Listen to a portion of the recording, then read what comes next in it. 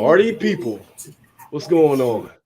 This is Samaj Marsh. I'm the founder of BlueDeathValley.com, and I want to welcome you guys back to another special episode of Inside the Valley, the podcast that's devoted to relentless coverage of A&T football. Of course, I got my two co-hosts here tonight to help me out. First up, a former A&T wide receiver and a Greensboro native, my man, Douglas Dougie Fresh Brown. What's going on, Doug? Career ending. Not anybody who. So Doug, can you hear me? Oh, we got some technical difficulties. Oh boy, we'll figure it out. Doug's mic. Craig, are you there? Yeah. Okay. Yeah, I'm here. All right, I'm here. Okay, you got.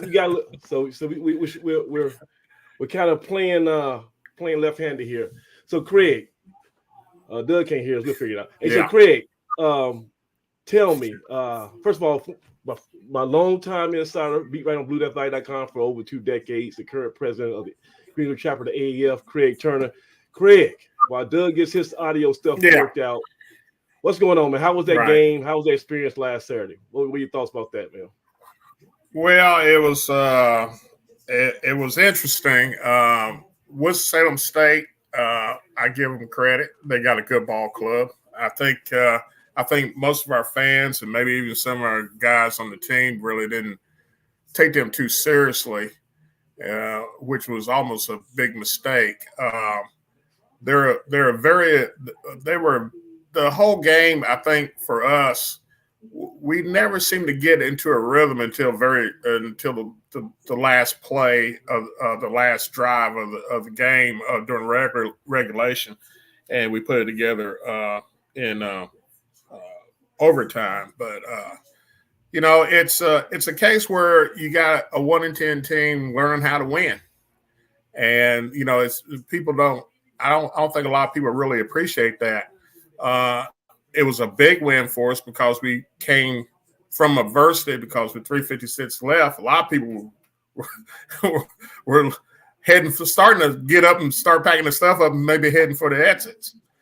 Yeah, I was sitting on the Winston-Salem State, the visitor side, and it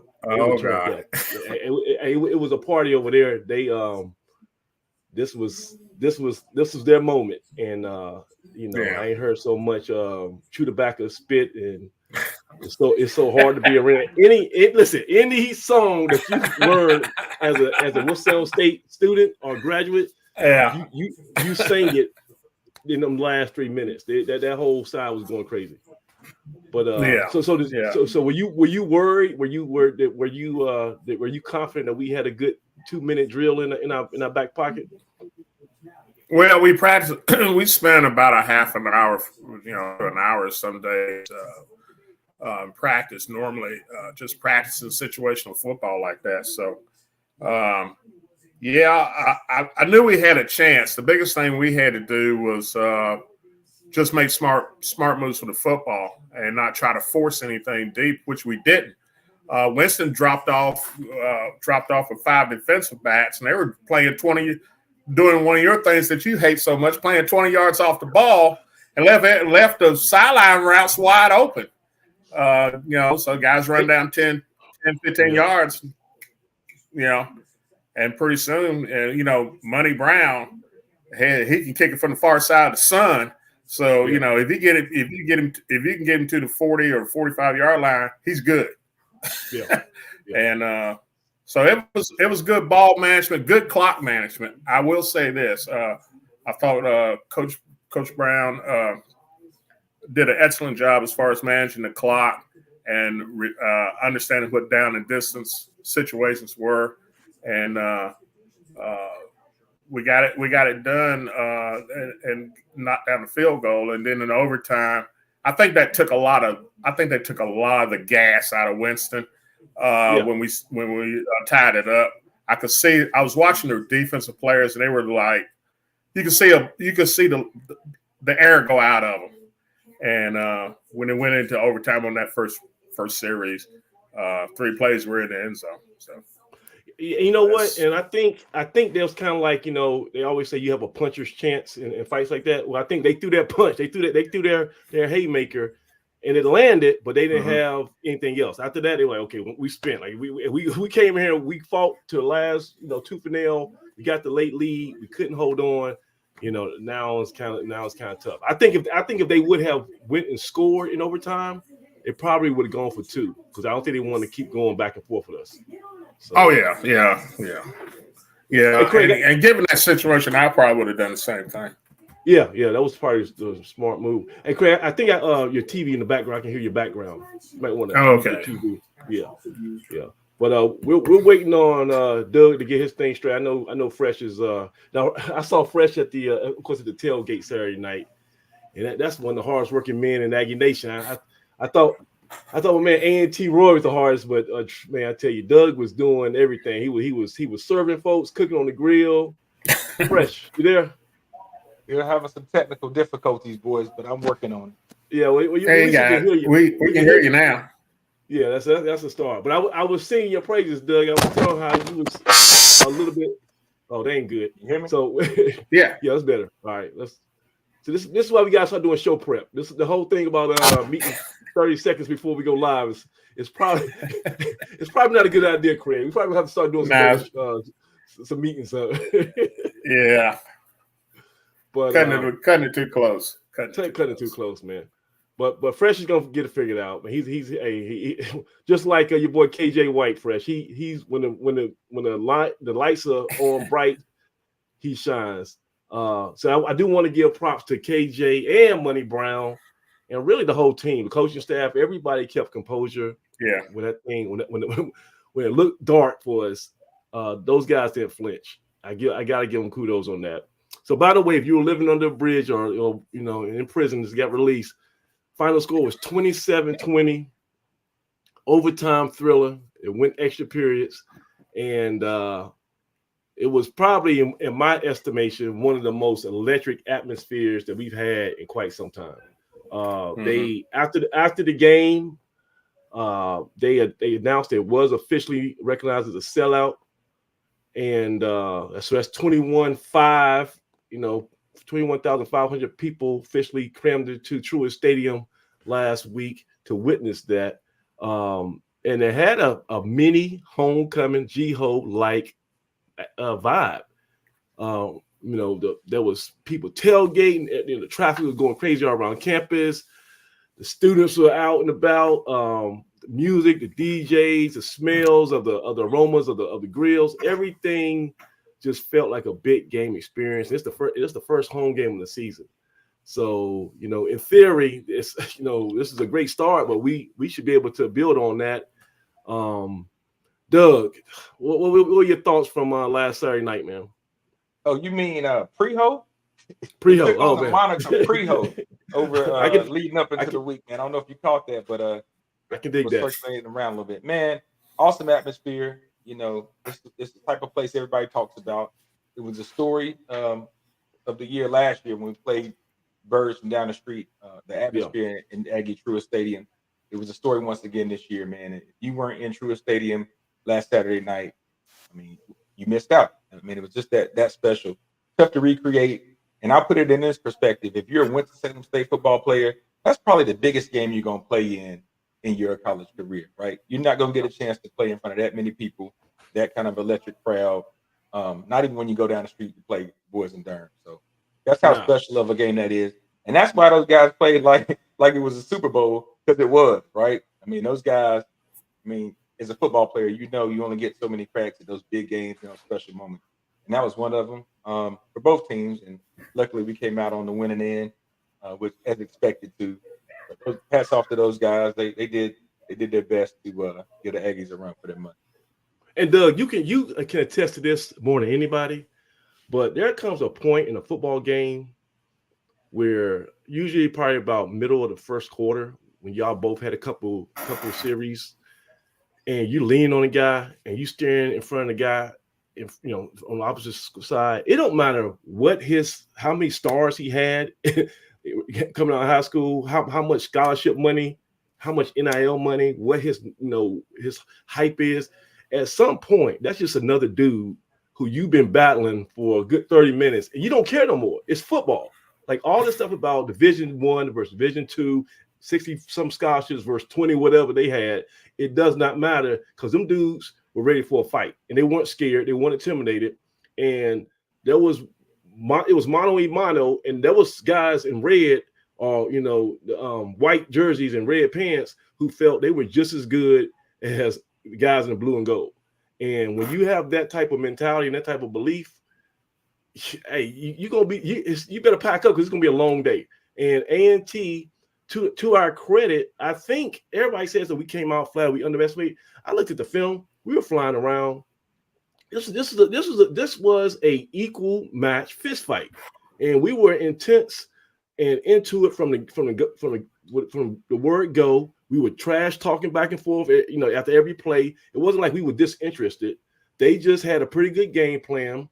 And what scares me is they didn't play like super great. I mean, that quarterback, I'll break down some of the film. He probably has the worst mechanics of a really college quarterback I've probably seen in quite some time. He's a gamer and he plays hard, and he wants to live up to the moment. There's some fundamental things that he does with his football mechanics that is going to always cause him to be inconsistent, and I'll break that down later. But they didn't have a lot of star power, but they just had guys who fought hard. We didn't play terrible. Like KJ White, he made some smart plays. He missed some throws, but he made some good throws in crunch time. The running game was working. Kenji Christian, before he left and got hurt in the second half with the hamstring, he's still like the same guy from Wake Forest. Graves is running hard. He scored the touchdown overtime. Ran for 100 yards for the first time in his career. Unfortunately, we in a lot of ways we look similar to how we looked at Wake. The defensive line still was getting blown off the ball. Everybody said, well, that's just a Power 5, a Power 4 team you're playing against. And I was like, yeah, but that dude's he's on, we still ain't getting no penetration. Offensive line still was getting pushed off the ball. Like their ends destroyed our tackles. And that was all game. And just like the Wake Forest defensive ends was destroying our left guard and right guard, Winston-Salem State was doing the exact same thing. So officially, I'm kind of worried that we just still might have some of the problems that we had 2023 when it comes to the trenches. I don't know if we are vastly improved where it counts. And Dougie, I guess we'll find out in a couple days, Saturday, because Delaware is coming, and them dudes are not playing around. Well, Craig, I missed the first part of the show. Did we celebrate the win at all, or we over there? We done celebrating? We about to. I'm just checking. Okay. Winning is hard. Either way you dice it up. And, I don't get into a lot of the differences in between the two levels. They play good football down there. A lot of the kids grew up in the same area from the same high schools. I think they said they had 10 guys on their roster from Greensboro alone. And I've been on teams that lost to Division II teams. We lost to Birds down the street twice when I was in school. My freshman year, I think we were up 28 points in the first half, and maybe in like the first quarter, and they came back. And when that momentum gets to swinging in a game like that, it's tough to slow down. And another time, they just flat out physicaled us and beat us. And the funny thing about that game was we had peers on that team, or former teammates, that had transferred to the other school, and they made plays during that game. And some of those guys were kind of at odds with coaches or didn't get a chance or the opportunity they felt they deserved here at A&T. And when they went down to play for Central and they lined down against the Aggies, man, one of my boys, I thought he was Ray Lewis out there. Joe Lowe, shout out Joe Lowe. Joe Lowe transferred down there, played behind some good linebackers at A&T, but Joe Lowe went down there and he was Ray Lewis in the Aggie Eagle Classic. I swear to God. And if you know him and you was at that game, you know he was Ray Lewis too. So sometimes those guys tend to play with a little extra right? A little more hate in their blood when they lie down against the Aggies. And we get everybody's best shot. But those guys really brought it. I'll say this much. I've always said that there's always some guys that A&T can get that D2 schools just can't get, right? But there's some kids there's some D2 schools that A&T can't get because they don't qualify for school, right? There's a few guys that don't qualify for Division I, or there's some grown men that went to the service. A few of those guys might have, around 24, 25 range, right? And sometimes you got a young team versus some guys with some age, and they're a young team too. But knowing some of those guys and even some of the coaches on that staff, man, they do a good job. So football is football, and it doesn't take but a play here or there. But we had our opportunities to kind of put some distance, between us and them. And we didn't make those plays at that particular time. And give them credit, they made some plays when they needed to. And you heard Coach Brown allude to the fact that we missed on some run fits that allowed for some big plays and, hurt us a little bit. But, I like to point out the fact that we were in control of the game, most of the game. We led. Yeah. And the biggest thing is, guys, we had a comeback victory, right? We were down in the fourth quarter, came back to tie the game and won the game in overtime, right? Look at the confidence that builds. That's maybe the game we lost last year, right? So when we talk about building week to week, stacking those bricks, hey, we're doing the things that lead towards winning. Now we won the game in a fashion, in a manner that, regardless of the opponent, you'd have to be happy that you came back on what was a game time drive and a game winning touchdown, and then did what you needed to do on defense to close the game out. Hey, that sounds like an Aggie victory to me. And Doug, to that point, we didn't just finish in the regulation strong. We finished in the first half strong, because you got to think, that was a lot of. Actually, I got some video. Hopefully, let me see if last time was kind of choppy, but you guys tell me how this stuff looks. But let me see. I remember at the end of the first half, we tried a fake punt. You remember that? We tried a fake punt. Yeah. And then Wake Forest, Winston-Salem State, they were Johnny on the spot, and they saw it, and they stopped us probably at midfield. And I think there's like maybe 50-some seconds left. It looks like at that time the game was 6-7. We had a 1-point lead because they missed the extra point. It looked like they were either going to go into halftime up, or at the very least, it was going to be 6-7. So let me show you, pull some video up. Winston. Fake punt, and A&T is stopped. The Rams sniffed it out. So Doug, on a scale of 1 to 10, how's that video look? That looks 5? Great. That's great. That's the number. Okay. And those guys still had the punt safe on a little bit. 30. That's their starting linebacker. He's a shorter guy. He's vertically challenged, but he's a stout linebacker, man. He flies around and makes a lot of plays. So they still kind of had the punt safe on, and from this angle, you see a big hole, but those guys were kind of prepared for a run and made a good play. We still had opportunity. See the fake punt. You mentioned Rams not fooled, not great blocking up front option earlier. So they stopped us, and it's 1-on-1 left in the game in the second quarter, right at midfield, and this is ideal, right? You want to be in this position if you went on the road. Unfortunately, they called a couple of passing plays, and my man just. Have y'all ever seen a movie Napoleon Dynamite? Y'all seen that? It's a comedy. They had this character called Uncle Rico, and he had this 3/4 delivery. He could throw a T-bone steak across the street and hit somebody on the bicycle. But the way he did it, man, was not fundamentally sound with his mechanics. So let me show you. Usually it's a deep shot coming.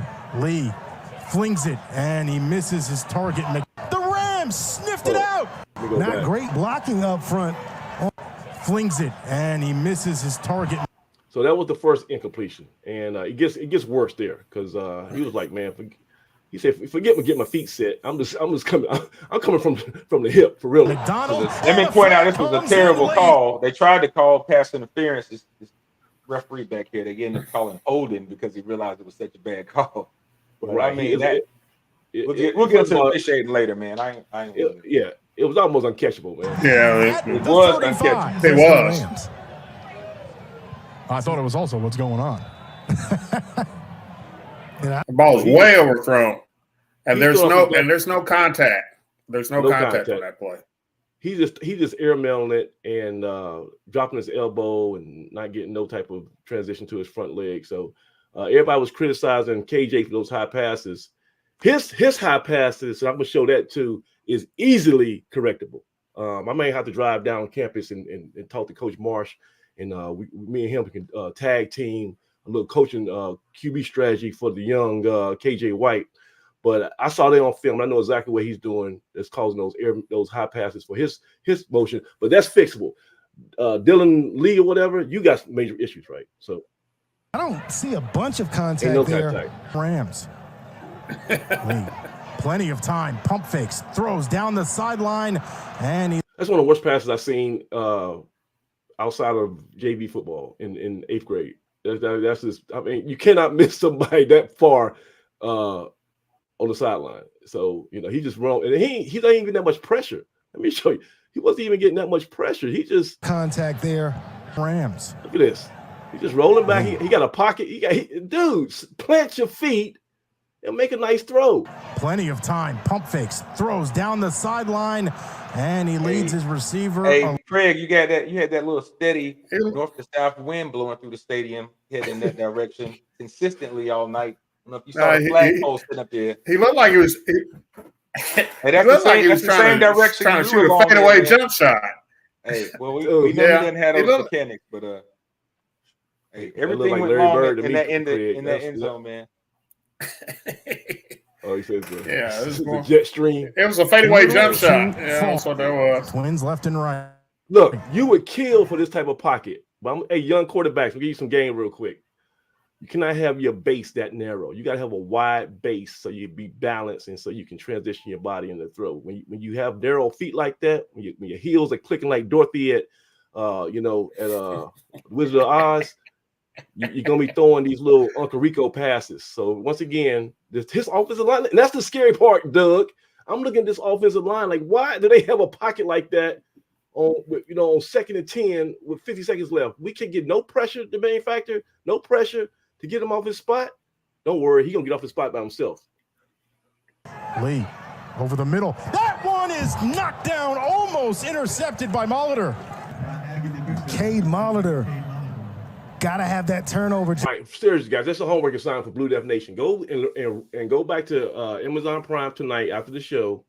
Go order a movie called Napoleon Dynamite. Fast forward to a scene where he's on a porch talking to his nephew. Napoleon comes down the street on a bicycle, and Uncle Rico throws a T-bone steak sidearm, knocks him off the bike. That's the exact same motion that this dude had. Cade Molitor. That's the steak hitting the guy on the bicycle. Gotta have that turnover. And Doug, I thought we just talked to Maldonado a couple weeks ago. He said he ain't gonna have no more drop picks. Didn't Maldonado promise us that he had turned the corner on that?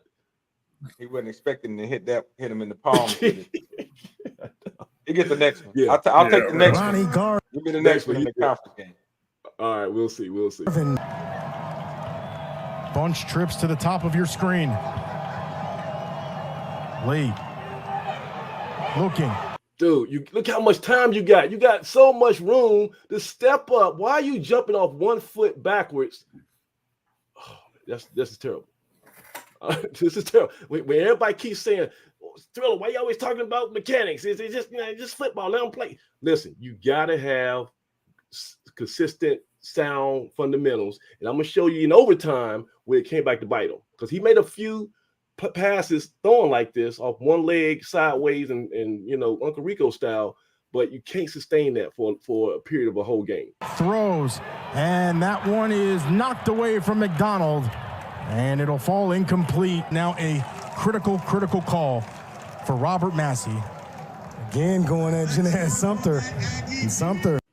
And so they got the ball at midfield with a minute left, and they just didn't do nothing with it. So that was a turning point, right? Now, consequently, let's see what we get the ball back. How much time was left at the end of that drive, Doug? Were you paying attention? I didn't even see. All right, right. We got to find out. We want to find out, right? So we get the ball back after a punt on the highway up to New York. We still looking good with the video. 35 seconds. Looking good. Doug, we still great. Video still clear? Yep, looks good. Good. Okay. So now we're gonna see what the Coach Brown and Coach Marsh gonna do with a minute. They got 35 seconds. New York, I'm going up top. They on that 25-yard line with 35 seconds. This is huge, guys. Change the whole tenor of the game. If I'm the offense, I'm White looking. See how solid his feet were. He just calm. He ain't just falling back doing Larry Bird, fadeaways, and he just look. And then you hit your best player on the field. You hit Kenji Christian right on the screenplay. This is a brilliant call by Coach Marsh. Easy completion. You get your best playmaker of the ball. You got some blockers, and high percentage. Sets up the screen. Kenji Christian has it. He gets twirled down, and a late flag flies in on the perimeter. Lineman that's attempting to block. I am not the smartest person in the world, but I was tried to cut the. Now, granted, I don't know if I agree with that call. I think your man is just trying to stay alive. He got two big guys coming at him. They say you can't go low in that situation now. I guess that's a new rule, but I'll take it. So we got that screenplay to Kenji, and we got 15 yards to add on. So 35 seconds left. We already at midfield, and we started at 25. That's crazy. It's huge. Accurate down. I was super accurate on that play. So most people would take it as a slight. So now we got 16 seconds left. A sophomore quarterback, true sophomore. He was in high school 2 years ago. And see how we play this. Not I. White. All the time in the world. Big time throw. When you go, Doug, you tell people when you go to the workout for the scouts, you're a quarterback, they're going to put you on one hash, and they're going to see how much arm strength you got. Can you get it to the opposite sideline, opposite numbers? This is what they call an NFL throw. This when they say you can make all the throws, this is one of the throws you got to make for you to qualify. He's on the opposite hash, and he's throwing a quick little out here, and this is, I guess, a comeback route. But it's on the rope. You got to throw on a rope, or you'll be like you remember your boy Daryl Clue's brother at Charlotte, Dougie, when he threw that out pass to Mac McCain. In the end, if you ain't got enough velocity, things come the other way. So this is a harder throw than it looks. Okay. Not I. White. All the time in the world, and he connects with Jameis. And he goes out of bounds. Perfect ball placement, perfect velocity. That's a big time throw. So as much as y'all want to talk about KJ was off, there was some things he can improve on, but he still showed a lot of upside in my opinion. Listen, Warren. Out for Forsyth County.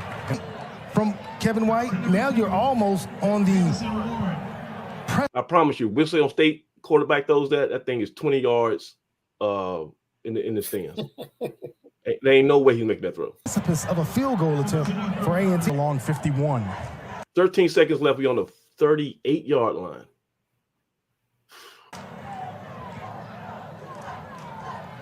White looking under some pressure, and he's sacked. I don't like that sack. And that tells me, I'm telling you, I think, so before, I guess, after Wake Forest, Craig, I was kind of under the impression that he was a little hobbled. That's why he wasn't running as much as explosive. I don't know if his health is still 100%. He's probably not, he's probably healthy enough to do everything he wants to do.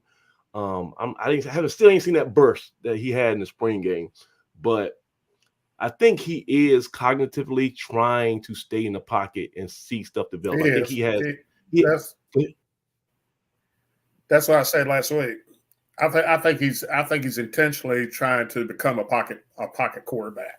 Right. Yeah. So, but I also think he's going to take off. He's going to have one of those days. He's going to surprise a lot of people.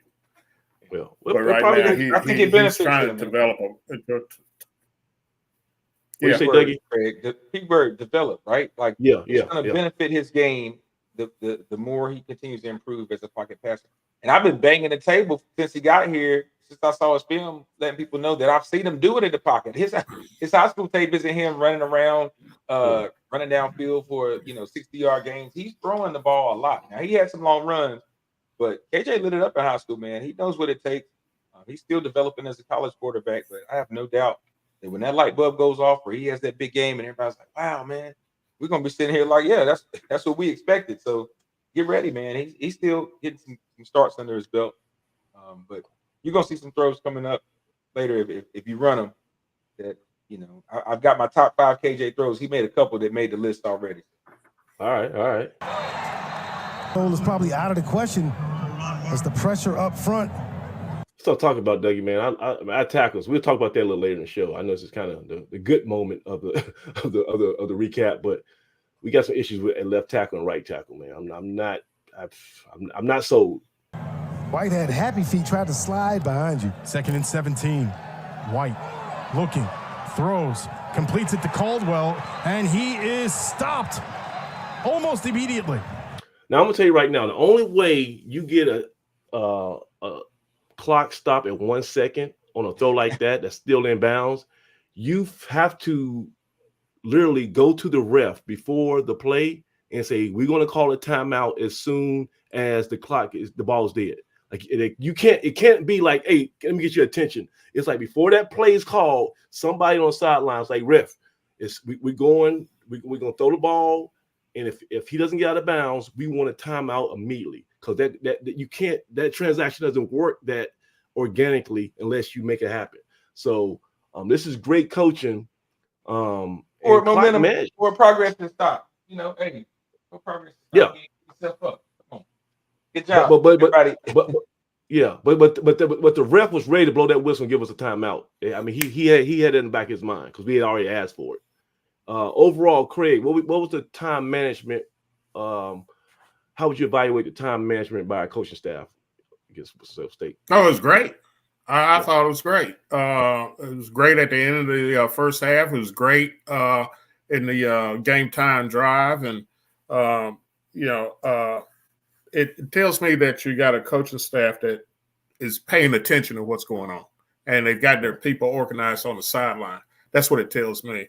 It tells me that you paying attention to detail, which is something we haven't always had. Right. And you can think, man, you remember, I love Coach Washington. You remember how many times, like a couple years, we had like 12 men on the field, or we was doing something where the clock was just kind of get away from us. And now we got all these analysts and these graduate assistants. It seems like everybody has a job to do. Nobody just, the sideline hype coordinator or the get back coach. Everybody's kind of doing something strategically.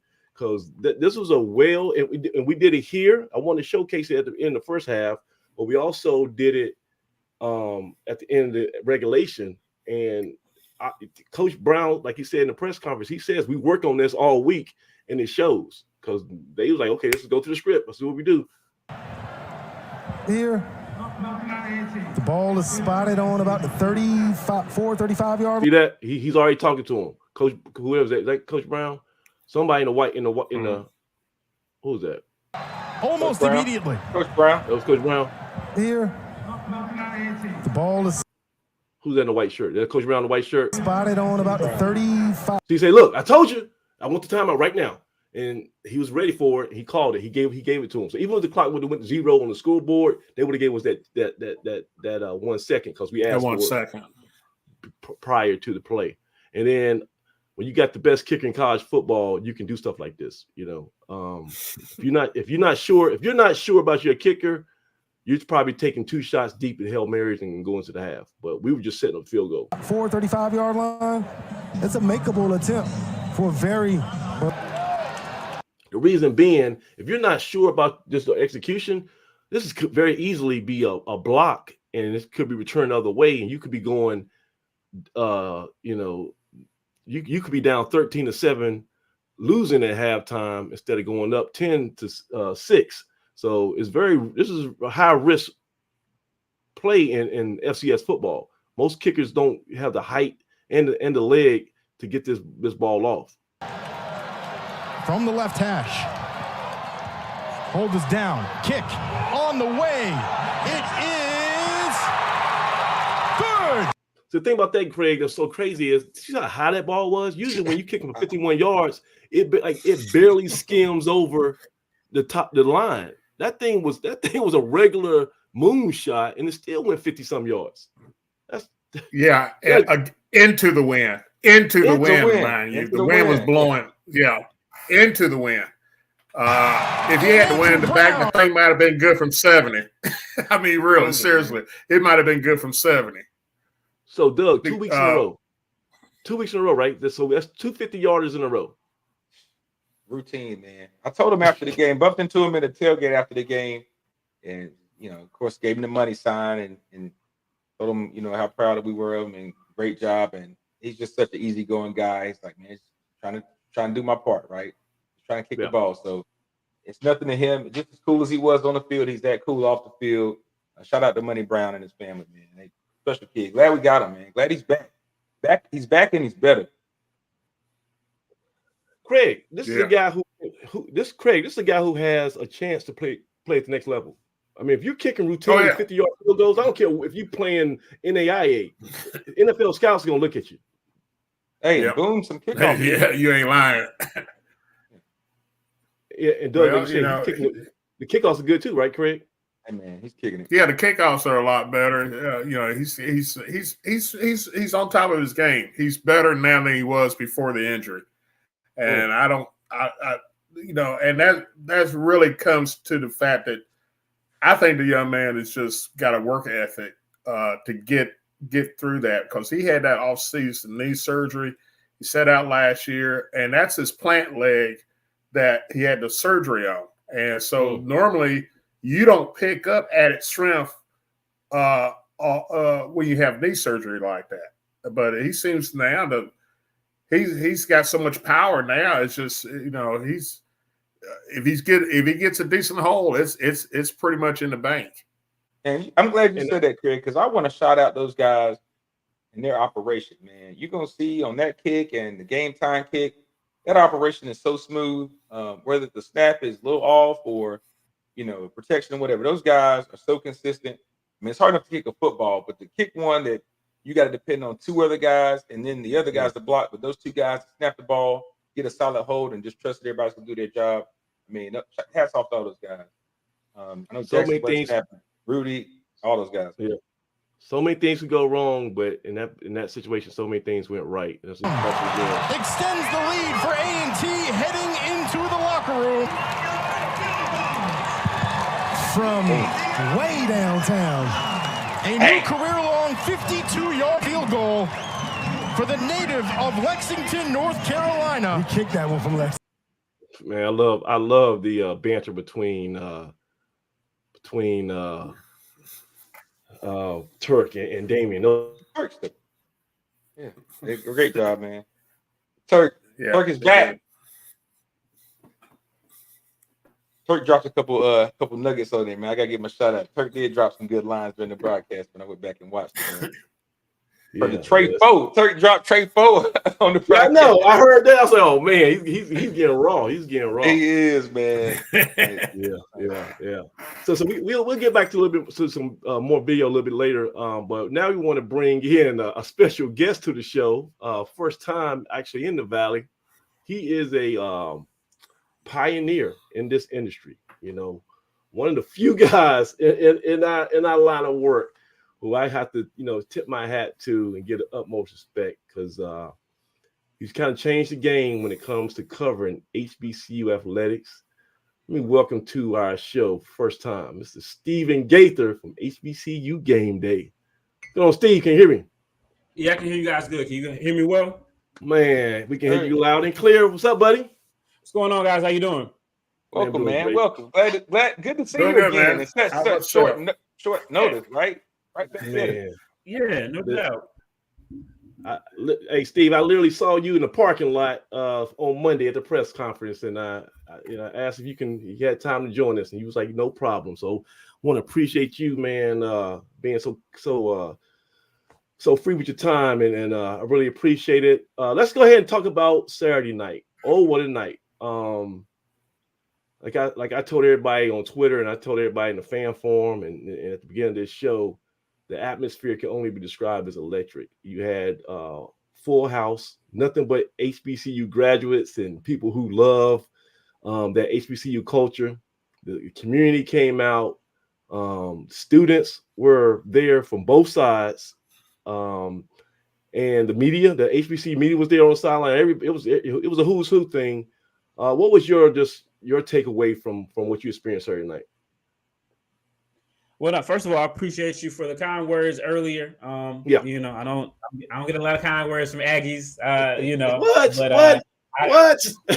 I'll take it when I can get it. But it was great. I mean, it was some. I think it was amazing. It was what I thought it would be, or what I hoped that would be.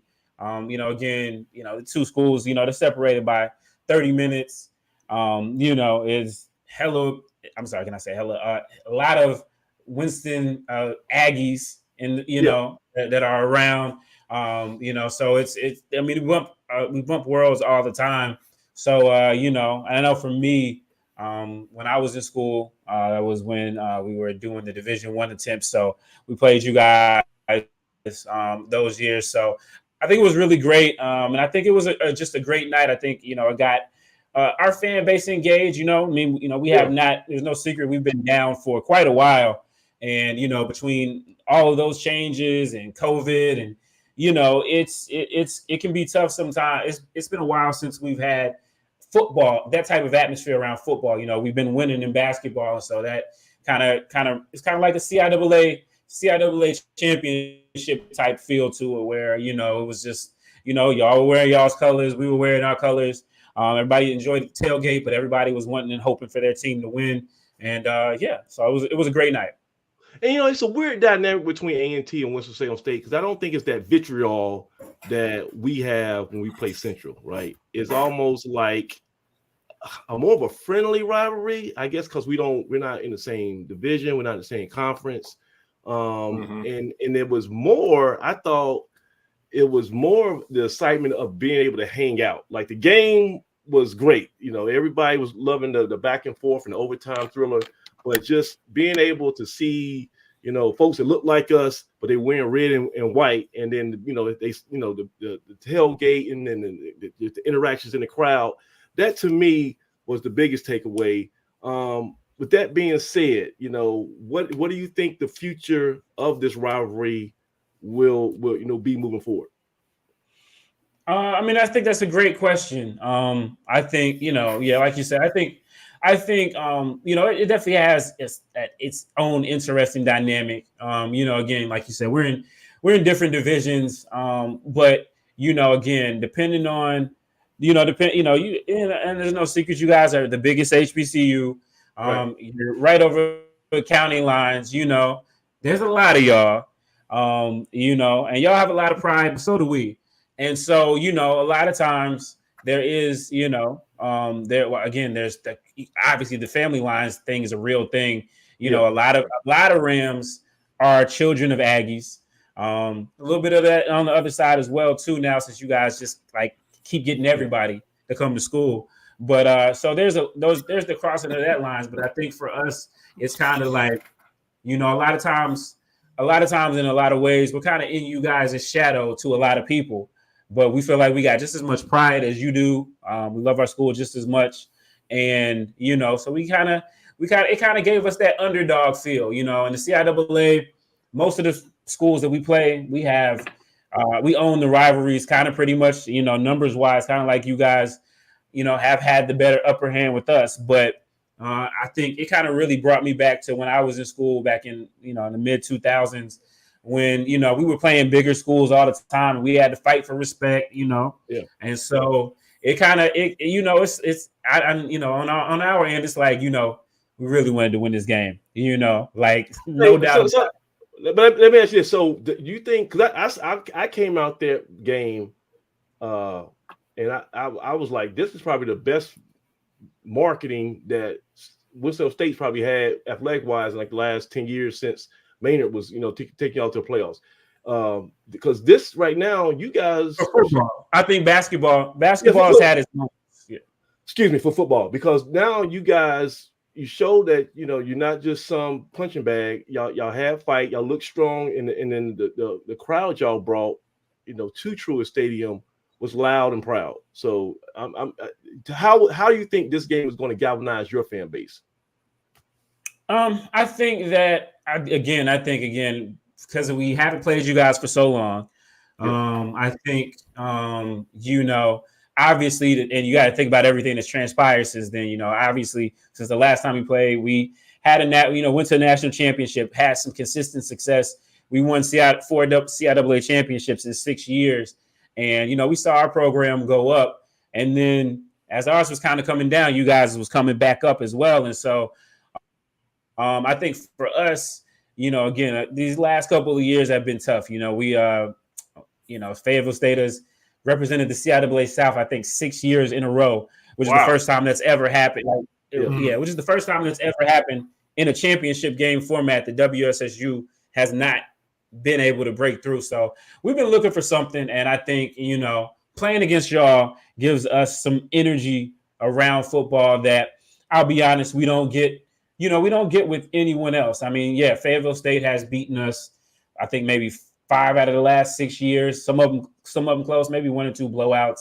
But those fan bases are not as big, and our fan base outnumbers them. And so I think for us, it's like we kind of get that underdog mentality. It's like us against the world. Like we say WSSU versus everybody, but when it comes to y'all, it definitely feels like that. So, I think it gave us a lot of optimism. So now, who's the bigger rival, us or Central to y'all? Who do y'all hate more? Oh, I mean, I would say without a doubt A&T. I mean, okay. Again, I would say without a doubt A&T. I mean, again, like I said, y'all are one. We're on everybody's list. Yeah. I mean, that hurt, man. I thought we were like cousins, and we both hated Central so much, right? We share Coach Maine, and we share Coach Hayes. Yeah, I thought we were like, wait a minute, y'all took Coach Mann and y'all took Coach Hayes. Let's say that we don't. You want to say it like that? I mean, exactly. They made a choice. And now y'all got our boy Coach Ross over there, which I'm extremely jealous of. But no, it's I know you guys got the rivalry with Central, and I know that is what it is. And I guess that's the thing about WSSU. We talk about amongst ourselves about who our rival is, and if you ask 5 different Rams, you'll get 5 different answers. But every one of them wanted to beat y'all that day, just because we're right across the county lines, and we got to see y'all all the time. So, I tell you what, man. The fan base was phenomenal. Enjoyed everybody. Enjoyed the tailgate fun, and of course, we know Aggies and mixed families that have been there forever. But never have I seen a fan base exit Aggie Bank of BB&T Truist Stadium so fast after a game. I'm thinking y'all gonna come back and hang out, man. Almost as fast as y'all got rid of the score the last time we beat y'all. I realized. I was waiting to go over to the. I realized. I saw food. I wasn't at the 2010 game when we beat y'all, but I saw a video. It was like immediately after the game. It was like 21-20, boom. This time y'all let that thing marinate up there all night. Nah, it was 2 o'clock. I left at 2 a.m. Exactly. It was just up there. But I think it was too long between the games, and I think that 14 years. 14 years. Yeah. Right? Too long. Way too 14 long. years. I think that added to it. So, and I think the fact that we've struggled as a program, and I know you guys are not in where you want to be or in a great place at all, but the fact that we struggled as a program, I think it gave us a lot of hope. Maybe things can turn around. Of course, we lost that game like we've lost a lot of games in recent years when we had a late lead. And to me, it kind of reminded me of the 2021 game that we played against Central, which I kind of felt like that would. I know a lot of people wanted to I think a lot of people thought that we were going to get blown out based off the last 2 years versus Central, where, they scored a lot of points, but they were a top 25 FCS team for a reason. And there's no disrespect, but they were. So, I felt like this would probably be closer to that 21 game. And it kind of played out the way that I thought it would. So, I told myself, I was like, you know what? If we go out there and get blown out, that's really bad. I said, if we go out there and y'all are just clicking on all cylinders because y'all got 29 more scholarships than we got, and you're just that much, and we lose by 14, I'll say, okay, I feel a little optimistic. I said, if we lose this game by a touchdown or less, I'm going to feel like we left it on the table. And that's how I feel. But, the game was the game. I'm just, again, glad it was close, glad it was competitive. And, hopefully that it won't be so long again before we play. So let's dispel a few myths here, because everyone, when it comes to the internet, everybody is, an insider, and they know this. So the rumor was that basically there was chances for Winston-Salem State and A&T to play in football earlier, but you guys lost your mind and was making some crazy demands. So y'all wanted a home and home. We wanted to get paid what we was worth, man. No, I'm saying. So what? So as because like I said, you are the founder of the premier HBCU media platform, probably of all time. I gotta say, when we look at it, it's a true behemoth. HBCU Gameday. So you and your company, y'all talk to people. Have you heard what the actual negotiation was, honestly, between the two schools? Well, actually, that happened probably before I started Gameday. So I graduated in 2009. I started Gameday in 2012. So that was probably a little bit before I started it. I honestly read some stuff on you guys' forum. I read some stuff on the MEAC forum and maybe on the Onadan forum. And I think there's so many reasons why that you hear why we haven't played. Whether it was the money, whether it was personal beefs, I'll be honest. Someone told me back in 2019 that had been around previously that was not a Ram or Aggie, that their understanding was at a certain point, whatever happened between the administrations that were there the last time they played, that WSSU would not play A&T as long as Harold Martin was the chancellor. That's what I heard, and that was back in 2019. So 2020 rolls around, and they announced the game, and I said, let's see if Mr. Martin is Dr. Martin is the chancellor there. And he's not the chancellor there anymore. So I don't know. You hear so many things. Who knows? You hear, ADs decided that they weren't going to play. The negotiations didn't go well. So I don't know. So you think mainly it was just a politics thing? It wasn't a financial. It wasn't just dollar and cents. It was just basically. I think it was politics. I think it was politics. I think it was a little bit of separation. Again, we were making that Division I attempt. And I would say we were on kind of like a rent-a-center plan to go. We don't own Bowman Gray Stadium. We had to rent out our basketball stadium. A lot of people, I think it goes back even further than that. I think a lot of people inside Winston-Salem State felt like us going Division I, we weren't financially there, including big house games. And so when we went back, I think that a lot of the backlash, we kind of felt like the backlash from it. You know what I mean? And so again, I don't know that there's a definitive answer, but for sure, there was definitely some bad blood from what I heard. But I guess eventually times change. Some people all wounds, yeah. So we got a chance to play this year. I believe that Carl Harrison Jr. was instrumental in putting this game together. And if you know him, his dad is who's no longer there with you guys at A&T. I think he went to the ACC, but his father was the longtime alumni director at Winston-Salem State. So he grew up around Winston-Salem State. And so, I guess he got the chance to, schedule the game. And hey, he was able to broker it and make it happen. So I think I wasn't aware of Carl's involved. I saw him at the tailgate walking around, so I have to talk to him about that. So Craig, you are the elder statesman here. What are your personal thoughts? Would you want to see Winston-Salem State on a game on a regular basis, or you want to say like every 5 years? Like how often, do you feel like we should try to get them here? Well, as much as the schedule will allow, I would like to play them as often as we can. Yeah. Not only in football, but I'd like to see us play a few games, play some games in basketball as well. I think it's good for the community. I think it's good for both fan bases. It gets people excited. You make a ton of money at the gate. There's no real good reason against playing Winston-Salem State. And Doug, and Doug, you saw the community. I mean, the fans, they tell you what they want to do by their attendance, right? Because you're gonna see. And I hate to say it, they calling for rain this weekend. You're gonna juxtapose what you saw Saturday night with what you see in a couple of days here at Drew Stadium when we play Delaware. It ain't gonna be the same. Like, I hope it's a good turnout. I know we sold a lot of season tickets, but I'm trying to tell you, there's a lot of people already spent they budget last week, and we still charging $45 for reserved seats for Delaware, I think it's going to be a major drop off. But I think the fans spoke and they said, "Hey, Winston-Salem State's on the schedule. I'm there." Would you agree with that, Doug? I mean, I would. I mean, you're talking to a young man that grew up going to the home and home series at Winston. Those nights at Bowman Gray, because let's face it, they were one of the only stadiums that had lights when we were back in the day. That night game in Winston was special. When that blue and gold marching machine came marching around the corner, Craig, you knew what time it was. They just stood out in the stadium, right? Yeah.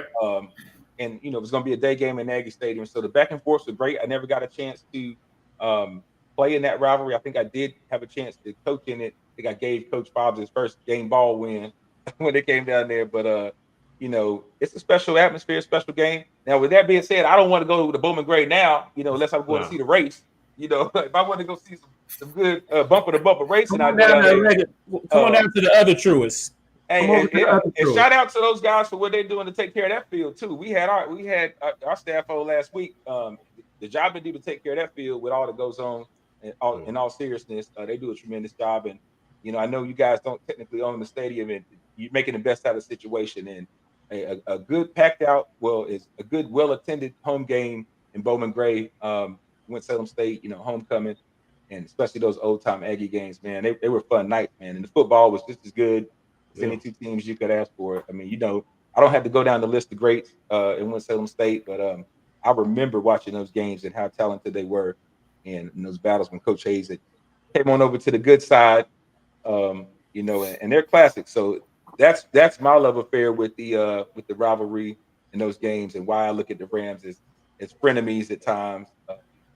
Not so much going down to Durham and sitting in that stadium. That was never a good time or a fun game, except when we was thumping them. So. But no, man, got love for the Rams. The Rams showed out, man. You guys came down and had a great time. I'm glad you had a chance to stop by and kick it with us, man. As soon as I saw Dave and E, I was like, man, y'all see Steve, tell him to stop by and kick it with us, man, because you're always welcome, man. I appreciate it, man. Food was good, and I appreciate it. So I didn't get to eat with the Rams, so it was good. You got plenty of time for that, man. So look here, Steve. You like I said, you founded HBCU Gameday. It's the premier HBCU sports covering network. But the people, when I announced that we were having you as a guest, people were kind of shocked. It was like, why you gonna bring that dude on? Because this is what they said. This is not me, right? I was caught off guard. He was like, they said, what was the word? You was the number one A&T hater. That was not That's just what one they say. I should put that on my banner. Can I put that on my banner? that might be like your profile title now. But so somehow, some way, you've earned a reputation as being the number one A&T hater via, I guess, some of your coverage on HBCU Gameday. First of all, what is that all about? Why would people say that about you? Because you seem pretty straightforward and even killed to me. What's going on? I mean, so listen, again, I started Gameday in 2012. Like I said, right there, y'all was starting to come up. Coach Broadway was starting to get it, starting to come up. So I covered you guys then. Obviously, Winston was, riding high then as well. So, and then obviously, you guys continued to climb. So I spent a lot of time at Truist, BB&T, Aggie Stadium. So, I spent a lot of time there. I've covered a lot of games, covered all you guys' celebration bowls and all of that. And, my Winston-Salem State University degree, I put it to good use and covering what's important and being there to document history. Same time, I do enjoy riling up the Aggies quite a bit, just a little bit. Okay, so you will admit that you don't mind poking the bear a little bit. What did they say? How many days? 5,000 and such days since the Aggies had beat Winston State. You make it sound like we play every year. I mean, look, it was the facts, wasn't it? That was a good one. The facts, but nah, like I said, it's just interesting when you see the dynamics of all the different schools. And you see the different fan bases and how things are alike and how things are different. Because, honestly, the same way a lot of us Rams feel about you, a lot of people in the CIAA feel about us. A little pompous, a little arrogant. We got all of this series history. Yeah, we dominated you for all of this. So, people enjoy giving it to us. I enjoy, badgering y'all. I have stuck up for y'all a couple of times when, folks, said you weren't an HBCU and try to act like all of the games that you guys were playing against MEAC teams look like Saturday night, because we all know that that's not true. So, I think I'm fair. Do I definitely take every opportunity for a jab? Yes, pretty much. But, it's, y'all will engage. So, but it's I don't know. Well, listen, I thought you came on here to bend the knee and show the biggest, the best, the greatest, the undisputed. No, I'm just playing, man. But listen, but Doug, I can speak, for all of us. All jokes aside, though, I do want to just give you your flowers while you're here. And anybody who's interested in, doing this for a living, this as covering HBCU sports. You're going to have to thank Steven for really building creating a business model. You're probably like the first truly profitable outlet that we've had. This has always been a labor of love for us in Blue Death Valley. Oh, it took a long time, man. It took a long time. I know on Dan, they were kind of doing something, but they were mostly just doing like supporting SI sports information. They were doing like game stats and things. And I think I don't want to count nobody's pockets, but Ken Richard, he's probably not making a whole bunch of money doing that. But you guys are profitable. You guys actually hire folks. You got a staff. You got business partners. You got advertising partners. You taking this, to that next level that everybody's kind of thought about doing. But then, your wife and your mortgage and all that stuff gets in the way. Hold on a second. So let's talk a little bit. And I want to really, all jokes aside, I want to give you that's only about a handful of people who say they cover HBCU's athletics, who I respect, because half of them, the other people, jive turkeys, and I know they just cutting and pasting whatever. But for you to go like a leap of faith and you say, I'm not going to work for a newspaper, I'm not going to, do a side hustle, whatever. I'm going to put all my effort, invest all my money, roll up my sleeves, suck it up, and I'm going to put everything behind this idea of HBCU Gameday. Just talk about that process and what it's become today. Yeah, well, first off, again, thanks for the kind words. I think for me, like you say, I think, again, I graduated from Winston-Salem State in 2009, started Gameday in 2012. First, of course, I graduated during the economic recession, so nobody had a job the year that I graduated, and I did cover sports all through college, so I was kind of teetering on whether or not I wanted to do it. I decided I wanted to do it in 2010, and for 2 years I worked at a customer service job, covering high school sports. And, I just saw, again, WSSU was ascending, and I would go on and Dan quite a bit. And I just kind of saw that, there was this entire web of schools. Some of them got solid coverage, like at Winston-Salem State. The journal John Dell has been there since the mid 90s. And even before that, that was Sam Smith, who's no longer with us. But they've always had really good, consistent coverage at Winston-Salem. But, a lot of schools, including some of the D1s, didn't have a beat writer or anything like that. So as someone who had just graduated, it could be hard to keep up with your college sports. So I just said, hey, I'll start a blog and see kind of how that does. So I just kind of did that. The first year I did it on another customer service job while I was doing a customer service job. I was living out in the RDU area and just kind of getting what I could touch, and it just kept growing from there. I got a job at a TV station because of my work there, and they wanted me to really devote all my time, effort, and energy there. But I was like, I can't let this die. Then I came across my partner, Tali Carr, and he's well known here in the Triad region and all over for the work that he's done. And he added the video element to it and a lot of structure. Me as a young guy at that time, I was 26, 27, he had a lot of things that I lacked. So he helped, obviously, he's helped build this, as well as my other partner, Wally Pitt, whose dad is Ernie Pitt, the founder of the Winston-Salem Chronicle. And so, joining with those guys, we just kind of went at it, still was working working 9-to-5 jobs for a couple years. And then in 2016, kind of rubber met the road. I kind of, we were starting to really take off and hadn't really gotten profitable yet, but things were starting to turn, and I got fired from my job, and I was like, hey, sometimes that's the best thing to happen to you. But that's when I'm gonna get too spiritual, whatever. Sometimes God's like, I'm about to put a wall here. You're not gonna go this way. I know you want to take the easy route. You're gonna have to go the hard way, and that might have been just that wall that God put in front of you. Say, nah, stay on the path, bro. Yeah, no, it was, and my partners, we were, they were consistent, like, hey, we can do this, both my partners are married and parents, and at the time I wasn't either. I'm still not.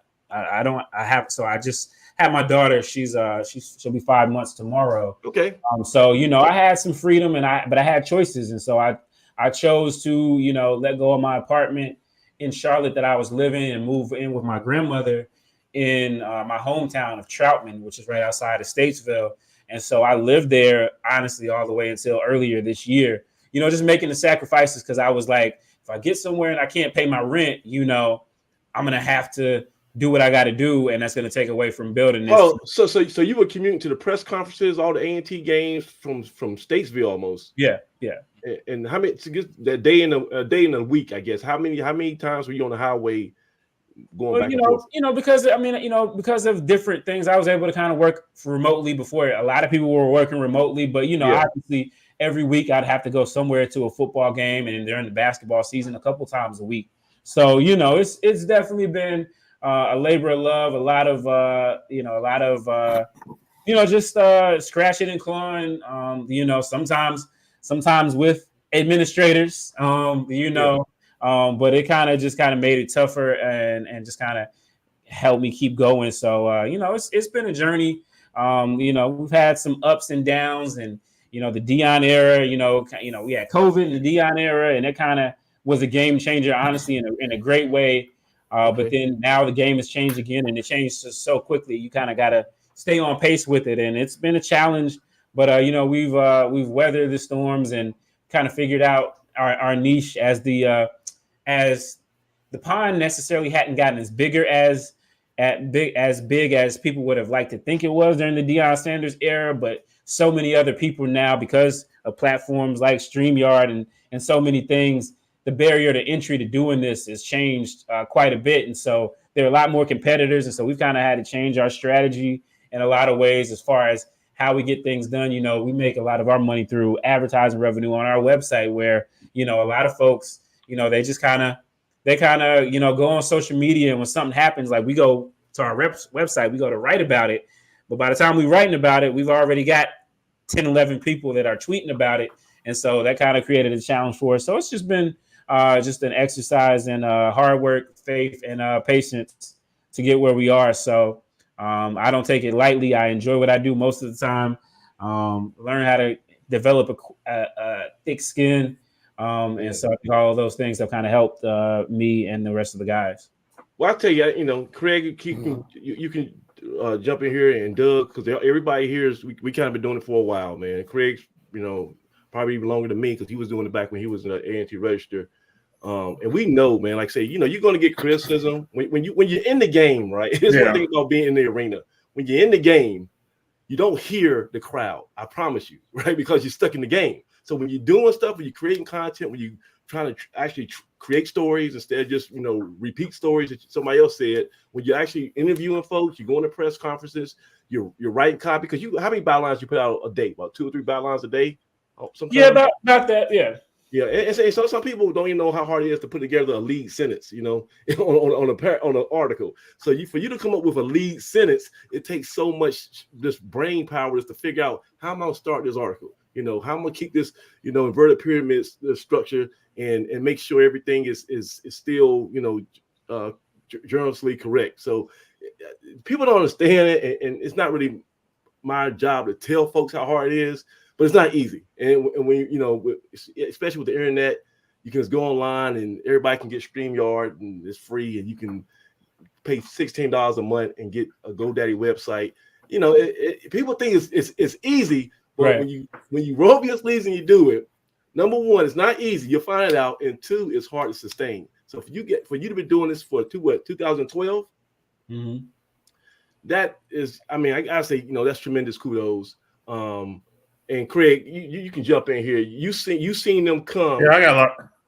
Go ahead. Seen them come and go, and I'll say this, Steve. Your operation is one of I look forward to reading it every day, 2 or 3 times a day. Appreciate that. You guys do a real quality, just do a super quality job, and it's not easy. And I, like Shimon said, it's not easy to sit down and just pump out articles, and do interviews and go talk to people who don't want to talk to you a lot of times. It's a tough deal. We did it. We do it simply just for the fun of it. But having to doing that and being serious about it as far as a career, it takes a special kind of person to really get into sports journalism, especially with HBCUs, because it's like you said, you've got 500 people on it on Twitter or whatnot, on social media, just putting out anything and everything. And people so, do not like to read. If you don't want to read, this is true. This is true. You gotta trick them into reading. So people call it clickbait, but you really gotta trick people into reading because yeah. And I mean, like I say, both of you guys. I mean, I'm not saying anything you guys don't know. I'm preaching to the choir. Doug's kind of newer to this, but Doug's like he's already already kind of expanded his brand. And Doug, I'm sure you got a lot of influences by HBCU Gameday over the years, huh? Listen, I don't want to call them a part of our ascension in the late 2000s, but you were a major part of all the broadcasting and the video clips. I mean, everybody looked forward to see your articles and your video clips during that run, not just only at A&T, but we were almost hanging on edge, refreshing our phone, waiting to see whatever video or article you put out while we were making those runs to the Celebration Bowl. And I feel like just that era, I mean, of course, you were the main one doing it and still the guy who's making it all happen. But the coverage that you gave and seeing you guys at the Central Games and at the Celebration Bowl and just knowing how good that content was going to be. And as a player who, I come from an era where I don't have a lot of access to film and those videos. Those videos are going to live on forever. This guy in the top left-hand corner actually made my first highlight film at A&T, and I was like, somebody made me a highlight film? And he had posted it on YouTube, and I'm like, who is this? And that's how I fell in love and found my way to Blue Death Valley. So to see the work that Samaj has put in and to see what you're doing for generations of athletes, not just only in football, but across the board, they'll be able to look at that content, share it with their family, and view those videos for years to come, man. So that's special to have that captured, and nobody else does. I mean, we've talked before about how much great game film and videos have been lost over the years at HBCUs because they're in the closet and being taped over as VHS tape. When I was in school, right, I found some gems of games that I only remember and that are memories of guys that played before me that just go to the wayside, right? When those tapes start working, they're over. And you found a way to make those videos and those games live on. So I think your work is going to be so much appreciated down the road, and as you continue to grow. So when we're looking up and we see on ESPN, and we're going to say, don't forget about those little Aggies in Greensboro and the work you did behind us to reach that era, you just make sure you pull us up too, right? Yeah, no, I appreciate that. Now it's I think for me, like you said, I think the documenting part is definitely important. Like, I don't know if you guys read what I wrote on Saturday after the game. I last week I really took honestly, again, there was so much content that I wanted to get out. There were so many stories that I want to tell in just a matter of time. But I wanted to kind of really kind of paint the picture of the rivalry. And so I found out last week, I think that you guys' alumni association posted about how basically, because I really wanted to make it more than just sports. So they posted about how back when A&T was in Shaw's basement and they were trying to figure out where they were going to go, Simon Green Atkins was trying to get A&T to come to Winston, and eventually it went to Greensboro. They had a higher bid. So that starts the economics of this rivalry. But later in 1892, Simon Green Atkins went on to found Slater Normal, which is now Winston-Salem State University. So, so again, it's the roots are deep. And so I try to, as much as I find that type of information, I try to put it out there. Hey, and that's important because, hey, Steve, that's important because this is our culture, right? Right. And if we don't preserve it, I promise you, it will go away and it will get lost. And people who have bad memories, some other folks will come in, find it, and that's happened quite a bit. And like I say, this is for us by us, like FUBU, right? So we got to preserve this culture. And we gotta celebrate it. When you see what you saw Saturday night at Truist Stadium with that many proud HBCU graduates and people in the community who love HBCU culture, they're all together, and it's like a kumbaya, just a love fest. That's not something that happens all the time, and you need to just stand back and enjoy that. I think a lot of folks, I was telling my board, if you just on your only interactions is on the internet, you don't understand that. You gotta come outside, go to these games, rub elbows with these folks, and then you appreciate it because it's a great thing. So, but last, before we let you go, Steve, let me ask you this question: if there's somebody young, in college maybe right now, or going to college, they want to be the next Steve Gaither, what advice would you give them? How they can build their own platform? I would say as much as you can, be intentional. But I think for me, my biggest asset was that I didn't wait for anybody else to give me permission. I didn't wait for anybody else to say, hey, yeah, I think, I'm willing to get in the trenches with you initially. I just kind of said, hey, this is what I want to do. I had a vague idea and I just kind of started and kept going. And, those first couple months, it can be kind of trying. I was fortunate enough to be credentialed for my first game. At that point, it was HBCU Sports Central by Kyle Serba over at North Carolina Central. And, so I would just say to really just to hone your craft, do a lot of reading. It's really easy right now at this point to kind of just, people in this YouTube era where anybody can get on and talk in front of a camera and say what it is, to just really kind of dig in for yourself and just to make the steps in, if you're walking in the right direction, eventually, people will follow you or, walk with you. So, yeah. Definitely. All right. So Steve, we got to let you go. We got to get back to talking about, behind your back a little bit. We're going to kick some dirt on the Rams when you leave. Yeah, we got to talk about Delaware. But look, let's go ahead. Hey, Steve, let's do this, man. Let's anytime you need any three of us, I can speak for everybody else. We want to help you out too. So anytime you want us on your platform doing something like this, we'll make time to do it.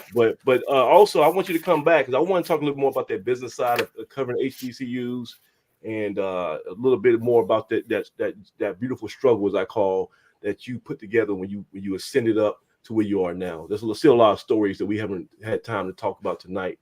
But until then, I'll see you probably next Monday at the press conference. So thank you so much, Steve, and you stay up, man. Will do. Appreciate it, guys. Thanks so much. Right. Thanks, man. Appreciate it. Pride. That's the great Steve Gaither. He's a good guy, man. Good guy. Yeah. We got to talk about some. We run out of time. He really is a good guy. He's a good guy, man. There was a lot of shots thrown at him. I thought it was a little bit unfair today. No, that wasn't unfair. Yeah. It wasn't unfair. Yeah, it wasn't unfair. Well, that was a couple. Well, I didn't read them, but But I mean, like I say, he says he he kind of gave you the game. He says, yes, it's some clickbait. I need y'all to click on these articles so I can sell this advertisement so I can pay my mortgage, my light bill. So I mean, it's a science to it, but I do, I say I'll be the first one to call him out if there was any lack of integrity or bad journalism. When he puts a byline on an article, it's well referenced, it's well researched. He's not just going off of innuendos and stuff. He's a true journalist. Would you agree, Craig? Yeah, absolutely. He's factually based on just about everything he puts out, and that's one reason why I enjoy reading it. And sometimes when I hear something, I might shoot a DM or something and ask him, have you heard this or that or on a situation? And he does. He's straight up. He's a straight up guy. I like him. I like him a lot. It's a good dude. All right, so let's talk about this in this Winston State game. We're gonna talk about Delaware real quick. So, Doug, am I good still? Am I crystal clear? How am I looking? Clear. All right. So, Winston State just took the lead. It is 20-17, right? They just went ahead. Everybody on the other side of the stadium is going crazy. Chew the back and spit. They're playing that "Get Up" song. Dun, dun, dun. Get up.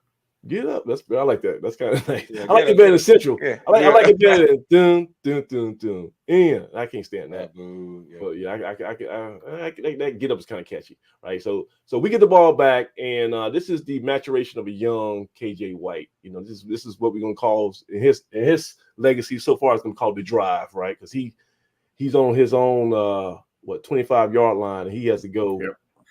Get down the field, 4 minutes left. So let's just look at this, how this works out. There's Graves through the middle. So second down. White the keeper, and he has. So he's not the track star from last year, but he still got a little bit of wheels, and he's willing to make the read option. He made the right read there. So now we get down to third. His legs taken out from under him at the 32. Third 4, and so. Here, what are we doing? Down, 4 to go. We are Graves. So that's a good tackle by number 17. I thought, usually most people get kind of gun shy when Graves is coming down in an open field, and he bowled up and actually made a tackle. And I think he left him 1 yard short. And he is short. So we have faced 2 4th downs on this last drive, right? Here's the first one. 4th and 1. Check. Gut check. And guess what, guys? If we don't get this yard, and we got stuff on the goal line, so it's not like it's a gimme. If we don't get this yard, and these defensive ends are crashing down hard, right? They ain't nobody's thinking we're gonna be no fake play action pass. They know we coming, and we know we coming, right? And if we don't get this yard, that press conference on this past Monday is gonna be a whole lot different, right? Because there might be a for sale sign in Vincent Brown's yard right now if we don't get this yard. This is big. You start off 0-2, and people already don't like you anyway, and they already thinking we're gonna be the same old A&T 1-10, and they didn't want to leave the MEAC. And every naysayer, that's people who wear blue and gold who was hoping that we didn't get this yard. I promise you that. There's people who want to be right more than they want A&T to win. Think about that. That's true. There are people in our fan base who want to be right more than they want A&T to win, and that's a damn shame, but that's the truth. So there's people right here who kind of saying, "Oh, I hope we don't get this. I want to tell Coach Brown it's a horrible day in Aguilera on Monday." Right? So there's a lot of energy in the room, and everybody on the visitor side is hoping they don't get it. And there's probably about 5-10% on the home side, right? So this is big. The handoff to Graves. He has the first down and is tackled just shy of.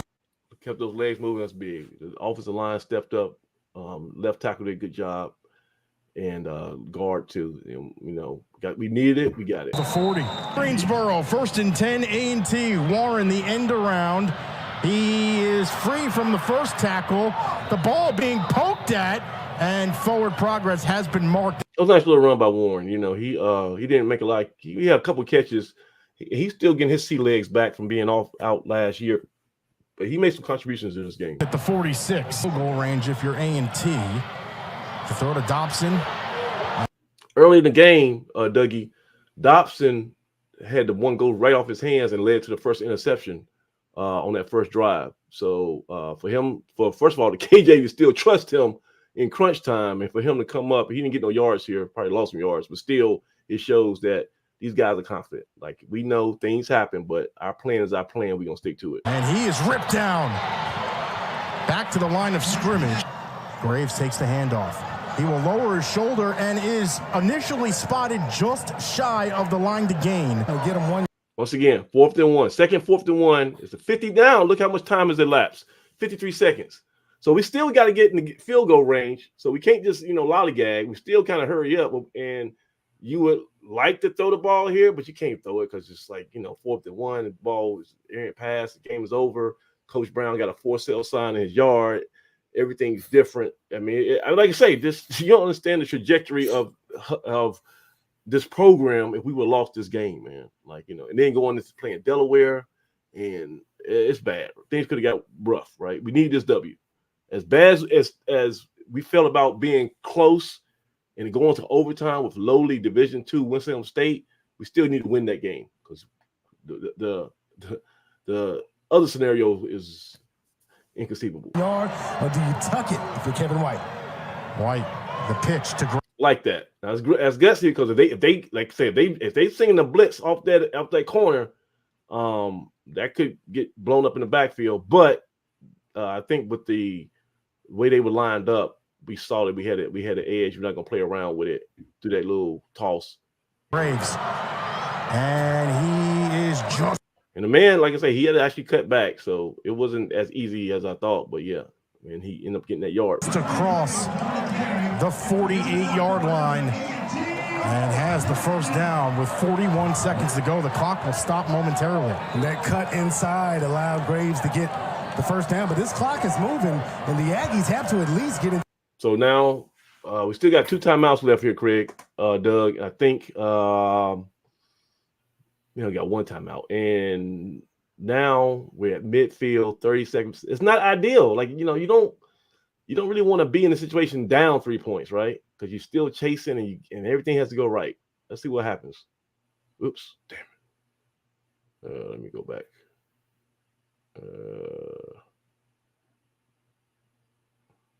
There we go.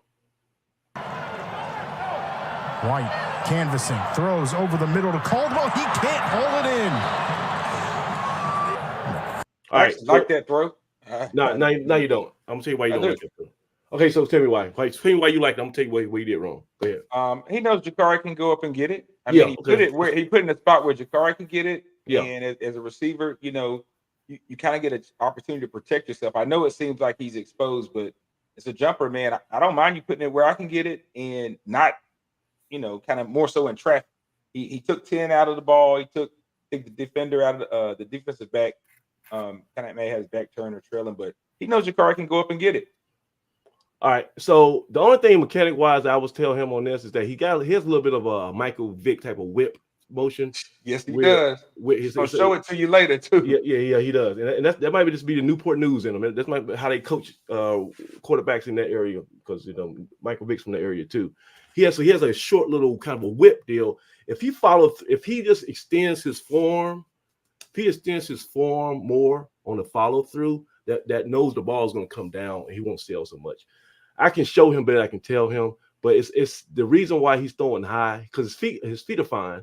He's transferring his feet from that back foot to the front foot fine. His base is okay. It's just that he's a little bit short with that extension on that forearm and that wrist to the target. He just needs to take that thing out by 2 more inches to the target, and that nose of that ball won't be selling so much. It'll be more on line to where his eyes are. And so that's something easily correct. It's way better than Uncle Rico. I promise you that. Because nice pocket. If I had to help Uncle Rico with them steak throws, we're gonna be here through Christmas. Hey, that's a nice pocket right there. Gosh, that's what I'm saying. And Uncle Rico still is gonna go to sidearm. I promise you. If Winston State quarterback had a pocket like this, he's still going sidearm. No, all balance. A lot of his throws this. See that? Y'all see? I hope y'all saw that. A lot of his throws this. Just that he's just got to follow through a little bit more. Hold that ball, extend that follow through one more inch. That would have been a big catch by Caldwell. He got his hands on it. Can't come down with it. Rams, but they're going to be in that zone coverage. The rush is on. White finds Warren. He'll step out of bounds. That's in nice, the numbers. Man. That's in nice. his numbers. That's a good pass, and that's that laser you talk about. I like to see a throw off. I like to go to practice on a Sunday whenever they have it, and then I just like to see who has a stronger arm, him or Fonby. Because Fonby has he has a cannon, but KJ has a cannon too. I want to see who has the stronger arm between them two dudes. I can't predict right now. You assume the 6'4" guy, but this dude has a laser. Around the 40, right? Get 10 more and so now what we at the 40-yard line, still maybe a hair too far for our all-world Money Brown. But listen, we had to kick it from here. We got like 1 second left. I'm still sending out Money Brown from right there. Money. Yeah. But let's we got 30 seconds, so we get a little closer. Get out of bounds. Play action for White. He's flushed. Tucks it, runs it, and will angle himself out of bounds. Remember, in the first half, we took a sack there, so I'm pretty sure Coach Marsh was saying, "Hey, whatever you do, we don't need a sack here." So he actually picked up some yards and got out of bounds, saved the timeout. Excellent execution to stop the clock. 5 seconds have ticked off for Andrew Brown. White to the sideline. That one incomplete. Bad feet, man. That's just bad feet. Look at this drop, Dougie. And you just gotta plant that back foot, anchor that back foot in the ground, get you a good base, transfer that weight. He just got a little bit lazy in that ball. Hey, Alan Hooker tell you, man, that crown ain't no joke. That crown going downhill. Yeah, he's downhill. Yeah, but you see that front foot, that left foot. You want to do a punch step into your target. He really didn't do that. To the sideline. See how his foot's going like on the other side of that line of scrimmage. He should be going forward, so that's why the ball sails low and that one incomplete. Out of bounds. All right, so now we got what? Third and 8. So we running out of time and down. So we gotta make something happen here. 3rd down and 8 to go. High snap, bobble. Look at this Good play. Lord.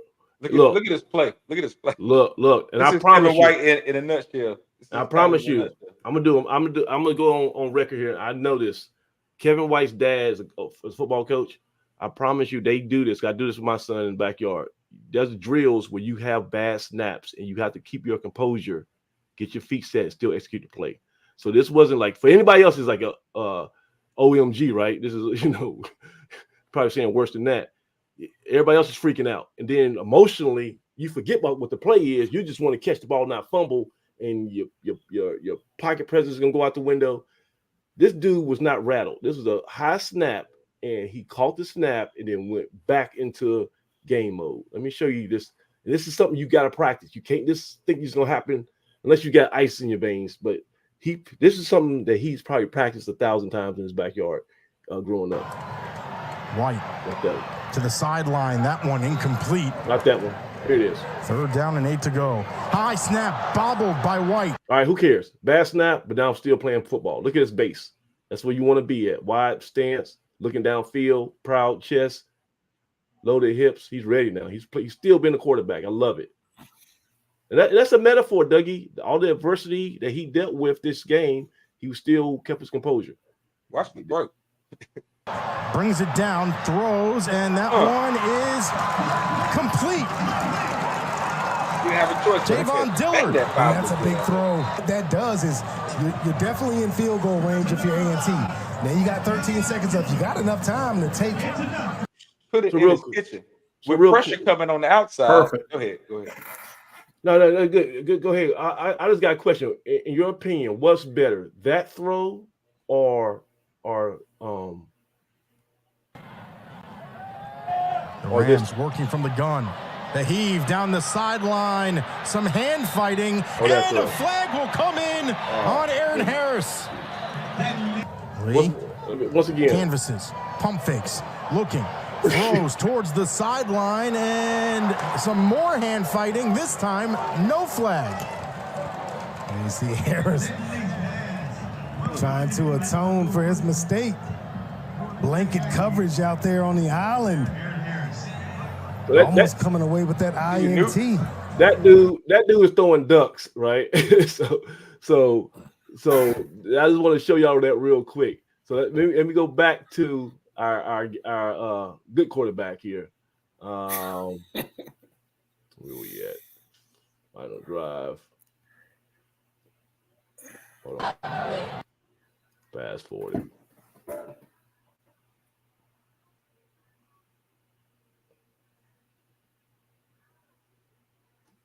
Yeah, that's that whip. High snap, bobbled by White. Outside. Brings it down, throws, and that one is complete.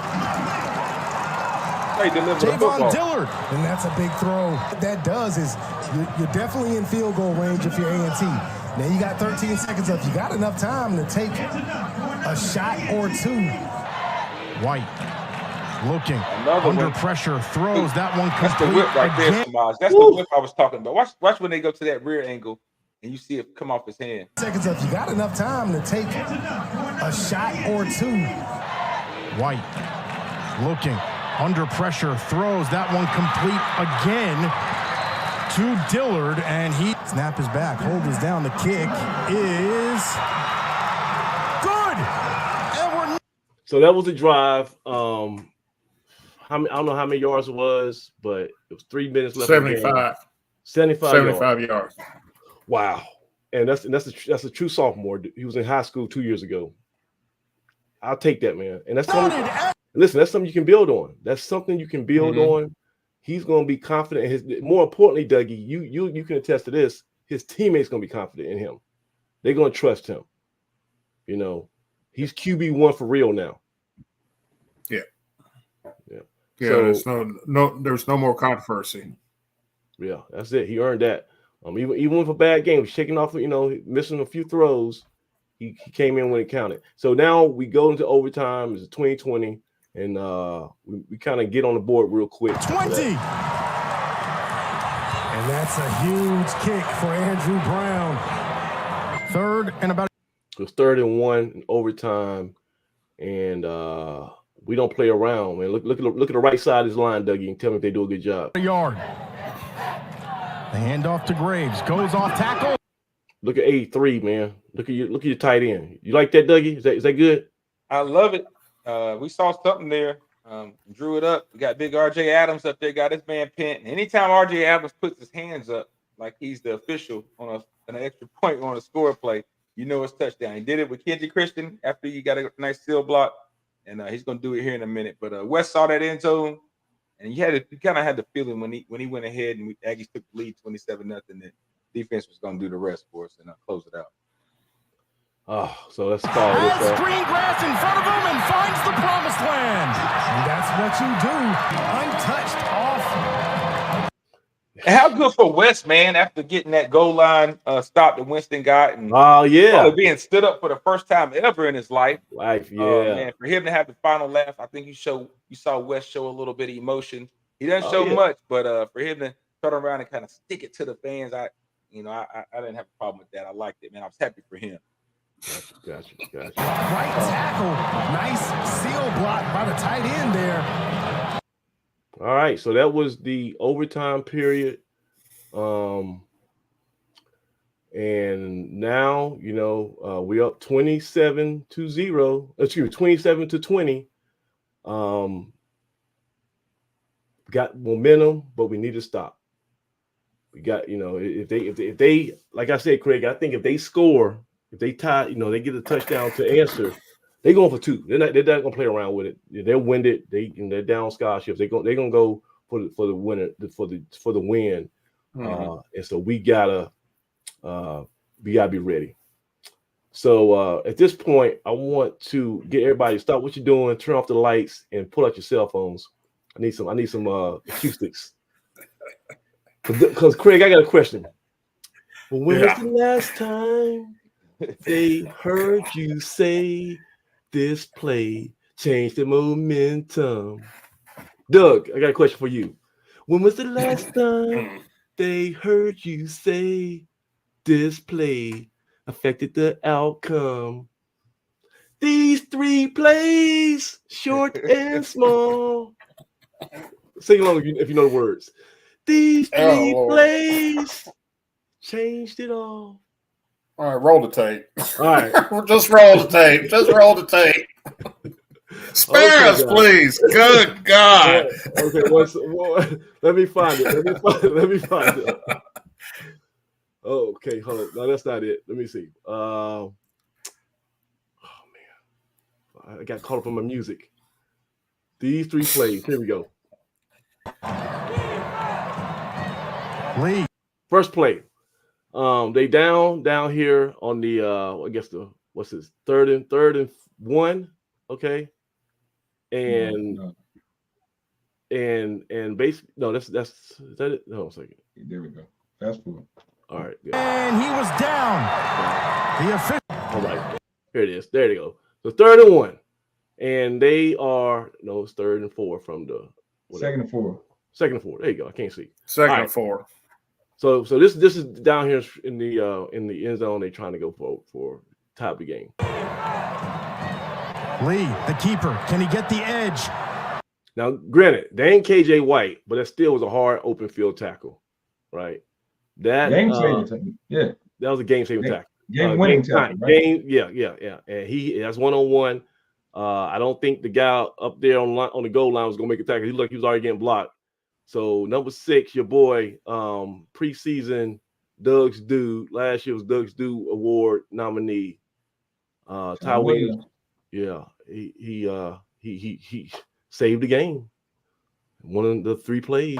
Reaching, and he was down. The official marked him down at the 1 before the ball popped loose. And Lee trying to reach that long arm across the end zone. Let's see if the ball was coming out. Looked like he regained possession, and then the ground calls the ball. So that's play number 1. That's play number 1. Moving. That's just a testament to Taylor Lee's working from the shotgun.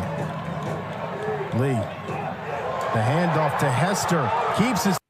And your guy, number 98, Doug. What's the gentleman's name? Divide Armstrong Grady. So the Centers to 6 came on our show last year. Jermaine McDaniel, he told us about this guy, and we've been waiting for him. And I tell you, he came. He made an appearance at the right time. Let's look how he come off this edge. From the shotgun. Lee. The handoff to Hester. Keeps his feet moving, and he is stopped. That's Blue Def defense, Greg. That's what we used to see in Blue Def defense right there, man. Rallying to the ball. Rallying to the ball. That's right. Oh, man, I love seeing that. Javon Armstrong Grady, man. Penetration by the defensive line for A&T. Tried to go to Hester. Tried to go to the well. And Hester's a kid from Page High School here in Greensboro who was just killing us that second half, that 4th quarter. He had scored a long touchdown, and he was a run like a locomotive. So to get him stopped right there on that down, very, very, very, very crucial. Here's the last of the 3 plays. Aggies in the backfield. Now game alive. This is when Uncle Rico comes back, man. He's gonna throw that steak at the bicycle. Watch this. From the gun. Play action. Throws it to the back of the end zone. It is tipped and goes out of bounds. No flags on the field. North Carolina A&T avoids the upset and wins 27-20. Around to make an accurate throw. Had a receiver open in the end zone, but throw behind the. I don't want to beat up on the kid. He's probably, he was probably got the MVP if they would have won this game, but that's why fundamentals and that's why mechanics count, because you want to be consistent when it comes crunch time, and you can't be thrown off your back foot and sideways all game and then think it's going to fix itself in overtime. So we escaped with a 27-20 overtime win. But Craig, we got to move on now. We can't celebrate too much longer because now we got to talk about Delaware. Give me real quick, man. Yeah. We're running behind time. We got a big game, first CAA game of the year. Conference starts early. Play Delaware, the Delaware Blue Hens, on Saturday, 1:00. What's the outlook on that game? We're gonna have to play our best football that we can possibly play. Delaware this year is really, really good. They beat up on Bryant 2 weeks ago. They were off last week. They beat up on Bryant 48-17 in their season opener at home. They are a huge football team on the offensive side of the ball. I mean, they are big. You're talking about 355, 340. They're 6'7", 6'6" guys all up in the front. They got a senior quarterback. Ryan O'Connor's pretty good. They got an All-American running back. So they're skilled people. Offensively, they are really, really good offensively. Defensively, they're going to be. They play a very odd type of defense that you normally don't see. It's basically a 3-5 type of configuration that they run. They're not a real big team, but they do move to the ball real well. But you can move the ball on them. Bryant couldn't run it, but they threw for a little over 250 against them. So you can move the ball against Delaware. The biggest thing for us, though, we got to stop the run. They put up 70 plays against Bryant. 40. They threw it through 40 times. They ran it for 30 for a little less than 200 yards. So their biggest thing is you got to be able to stop the run because like I said, they're a real big team up front and they prefer to run the football. If we can slow down their running game and take away big plays out of their passing game, we've got a shot at beating them. But it's gonna be a major test for us, especially defensively. It's gonna be a major test for us. Doug, you remember? So me and you were probably on the phone talking to each other, going play-by-play last year when we played Delaware. Yeah. That was the game I think where KJ fumbled out of the end zone. That was the KJ fumble. That was the Varion Cole spike in the middle of the field after the interception from Karan Prunty tip. Yeah.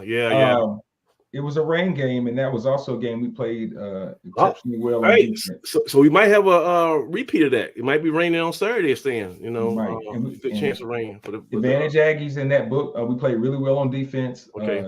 I think it was one of those first CAA games where Coach had a book on those guys, and the game plan was phenomenal. We actually had the game in hand and did some things, like you said, that KJ fumble and some other mistakes we made where we kind of shot ourselves in the foot. Coach will say that itself. But I'm encouraged, man. We've shown that was one of those games that showed us we could go toe-to-toe with CAA opponents, and they're going to be gunning for us. I don't think they liked the way the game went last year. Yeah, there was some back and forth. As I said, Wesley Graves cleaned the guy's clock, and they had to come.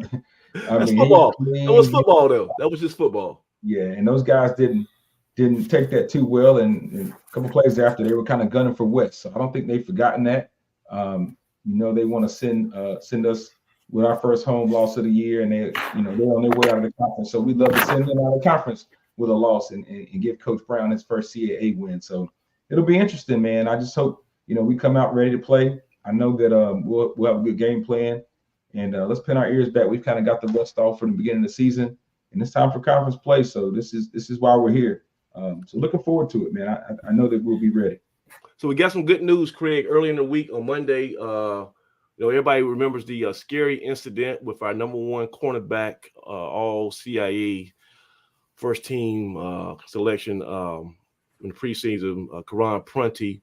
He I don't even see what the hit was, but he sustained a neck injury late in the fourth quarter, and early in the fourth quarter actually, and he had to get carted off. It was very reminiscent of DJ Crossan when at Furman. Very, very. I was like, oh God, don't let this be another one of those situations. So we didn't know anything about him after the game. On Monday, Coach Brown said that it was just kind of precautionary. They just didn't want to move him. Kind of like we saw in the spring game with I forgot who the linebacker was. Terry George. So now when you see a stretcher or a cart gets called for a player, like 5-10 years ago, you're like, oh, somebody, this is major. Now it's just like that's the new norm, but they just don't want to risk it. So even though he never lost feeling in any of his extremities and he was conscious, they said you got a sore neck. We're just gonna keep you here. Just chill for a minute. It took a while too. I had to get. I don't know what the mechanics are of getting the ambulance to the Aggie Stadium, but it still took like a long time. Felt like.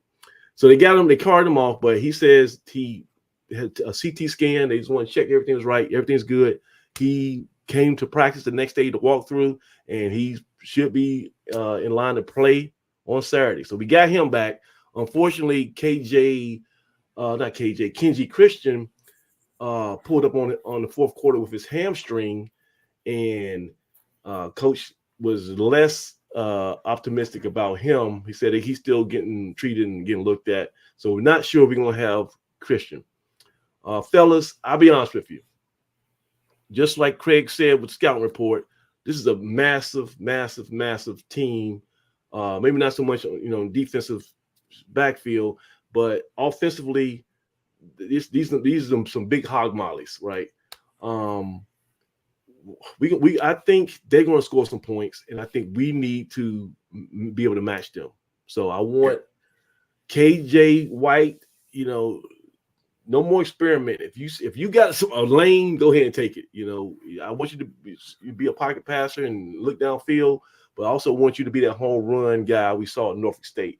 And we haven't really seen that this year.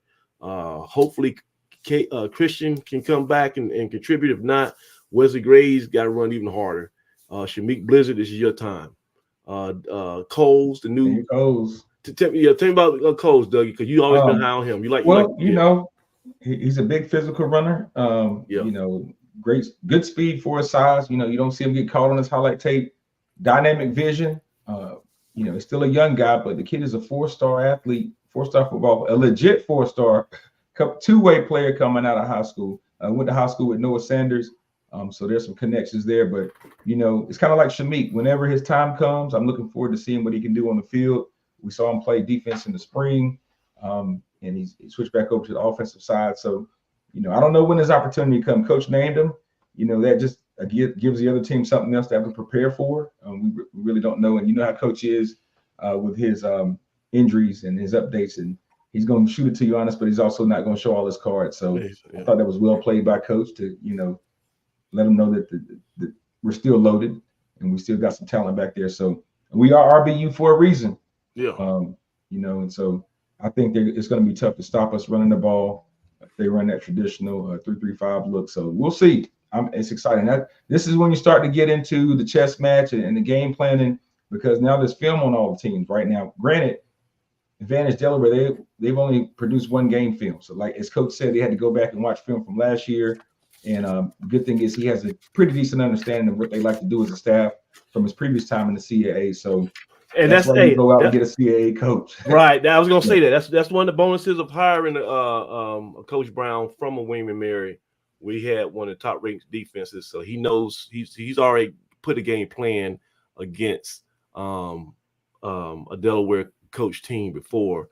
So some things always with new personnel things change, but there's still some fundamental stuff they like to do that he's privy to, and this is why we brought him here to win these type of games. Hey, and Coach ain't forgotten how that guy for Delaware was talking in that press conference. I'm sure he got wind of that guy making all his excuses on why we were able to be in the game and play with him. He gave us no credit, gave Coach Brown no credit at all. So I'm looking for that to be one of our driving forces come Saturday. John Marks asked, where's Dixon? I'm assuming he means Charlie Dixon. Charlie Dixon is still listed on the roster. He's not on the depth chart, or the 2-deep depth chart. So he might just have gotten leapfrog because we got to say this RBU. We got a lot of runners. We got a lot of young guys, and I think one of the knocks, not the knocks, but one thing that he had to improve on out of all the running backs we got, he might not have the quickest feet. And this offense, they kind of want you to hit the hole, be a one-cut guy and go. And it kind of takes Dixon. It seemed like it took him a while to build up momentum.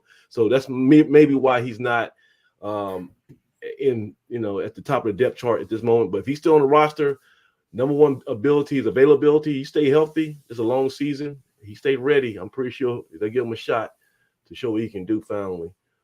Craig, who's somebody on defense that needs to step up for us to have a chance to win on Saturday?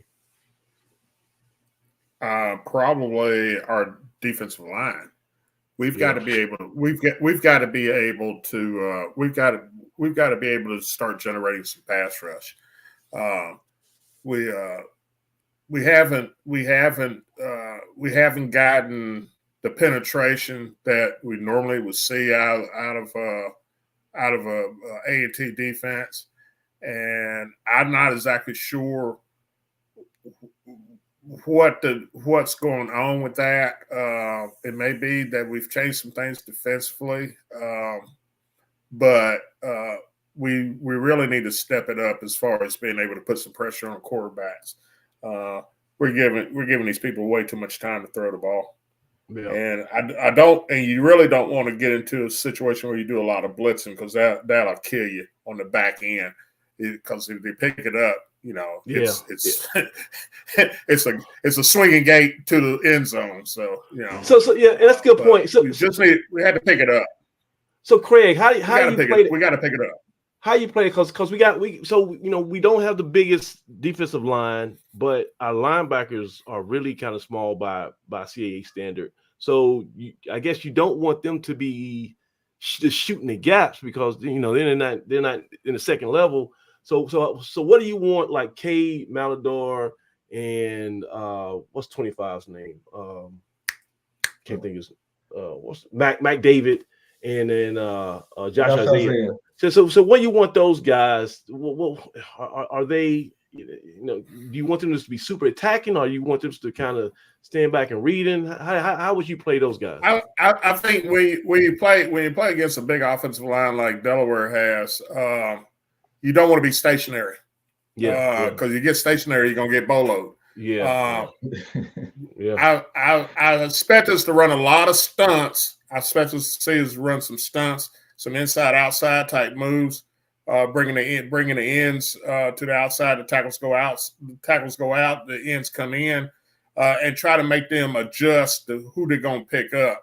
Lose some people on the shuffle and create some pressure that way. We're just we're going to have to do some creative things defensively in order to slow them down, because they do score a lot of points. Well, and it's going to sometimes it's not.